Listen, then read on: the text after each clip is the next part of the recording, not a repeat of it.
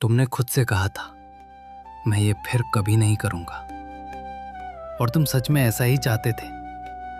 तुम्हें मजबूत महसूस हो रहा था, स्पष्ट, नियंत्रण में।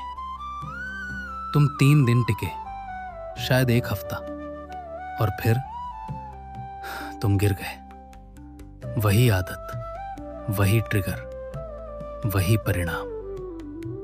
लेकिन इस बार कुछ अलग लगता है। इस बार ये सिर्फ अपराध बोध नहीं है, ये पहचान का सवाल है।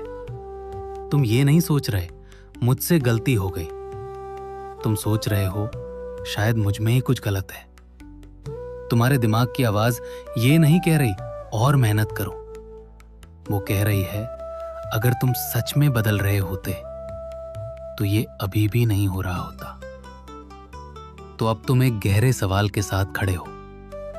क्या मेरा संघर्ष इस बात का प्रमाण है कि मैं लड़ रहा हूं, या मेरी असफलता इस बात का प्रमाण है कि मैं नकली हूं? जरा रुकते हैं। इस व्यवहार के नीचे कुछ और है। सिर्फ गलती नहीं, वो सुन्नता।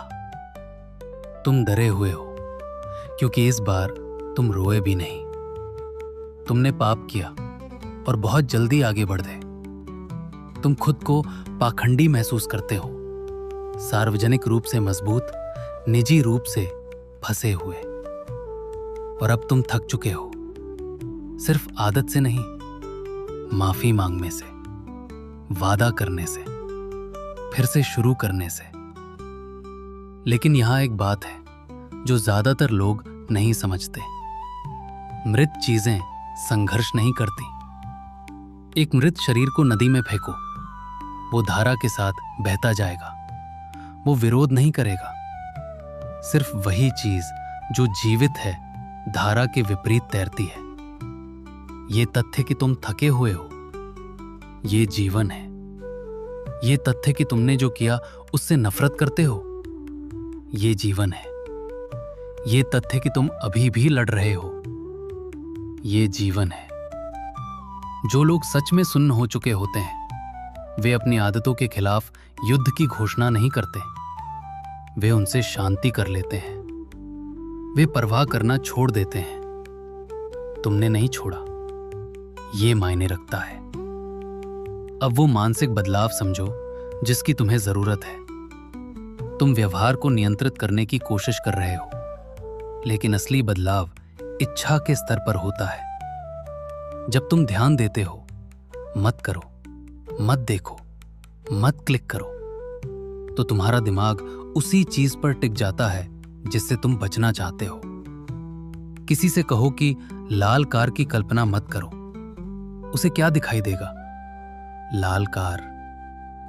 ध्यान बढ़ाता है, शर्म बढ़ाती है, अत्यधिक फोकस बढ़ाता है। तुम अंधेरे को जबरदस्ती बाहर नहीं निकाल सकते, तुम उसे रोशनी से बदलते हो। तुम सिर्फ इसलिए किसी आदत पर जीत नहीं पाते क्योंकि तुम उससे नफरत करते हो। तुम जीतते हो जब कोई बेहतर चीज ज्यादा आकर्षक बन जाती है। लेकिन यहां जाल है। तुम शर्म को प्रेरणा की तरह इस्तेमाल कर रहे हो। तुम सोचते हो कि अगर तुम काफी बुरा महसूस करोगे काफी समय तक तो तुम बदलाव के योग्य हो जाओगे। तो तुम अलग हो जाते हो, तुम पीछे हट जाते हो, तुम जुड़ाव से बचते हो, तुम ईमानदारी से बचते हो, तुम अंदर ही अंदर खुद को दंड देते हो।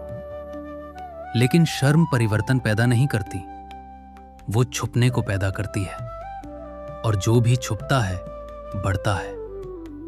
यह है वो चीज जो चक्र तोड़ती है।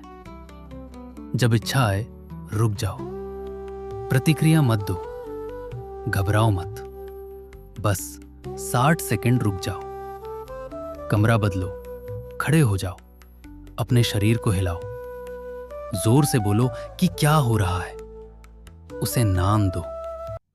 आदतें तब अपनी ताकत खो देती हैं जब उन्हें रोशनी में लाया जाता है।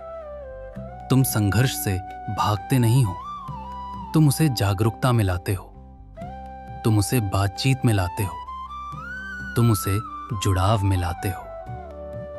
प्रगति संघर्ष की अनुपस्थिति नहीं है, ये संघर्ष के भीतर आगे बढ़ना है। तुम पूर्ण नहीं हो, लेकिन तुम वही व्यक्ति भी नहीं हो जो 1 साल पहले थे।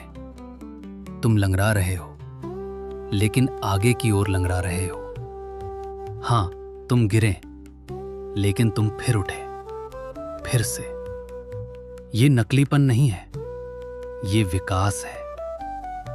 असली खतरा गिरना नहीं है, असली खतरा ये तय करना है कि अब लड़ना बंद। और तुमने बंद नहीं किया है। अगर तुम सच में खत्म हो चुके होते तो तुम अभी भी परवाह नहीं करते, तुम अभी भी तनाव महसूस नहीं करते, तुम अभी भी बदलाव नहीं चाहते। तुम नकली नहीं हो, तुम प्रक्रिया में हो, और प्रक्रिया गंदी होती है। तो आज रात जब वो क्षण फिर आए, शर्म में मत डहना। पैट